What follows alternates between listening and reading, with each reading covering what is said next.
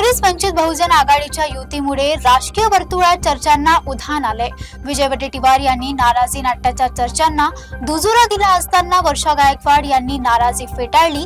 मुंबईतील 42 जागा वंचिताला देत आघाडी निश्चित झाली आहे। या युतीनंतर कार्यकर्त्यांमधील मतभेद मिटतील का याकडे सर्वांचं लक्ष लागलं आहे। वंचित बहुजन आघाडीमुळे काँग्रेसमध्ये नाराजी नाट्य रंगल्याच्या चर्चांना काँग्रेस नेते विजय वडेट्टीवार यांनी दुजोरा दिला असतानाच काँग्रेस नेत्या वर्षा गायकवाड आणि आपण नाराज असल्याचं स्पष्ट केलंय।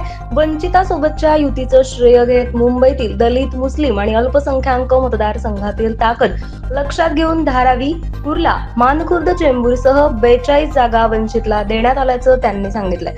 वायव्य मुंबईतील काही जागाही वंचितला सोडण्यात आल्या। ठाकरे बंधूंच्या युतीनंतर काँग्रेसनं आधी स्वबळाचा नारा दिला होता, मात्र त्यानंतर काँग्रेसनं रासप आणि वंचित सोबत आघाडी घेतली आहे आणि या युतीत रासप 10, वंचित 62 तर काँग्रेस 155 जागा लढवणार आहेत। आता काँग्रेस वंचित युतीनंतर सुरू झालेलं नाराजी नाट्य थांबेल का? कार्यकर्त्यांचं मनोमिलन होईल का? आणि मुंबईत दोन्ही पक्षांना नवसंजीवनी मिळेल का? याकडे आता राज्याचं लक्ष लागलंय।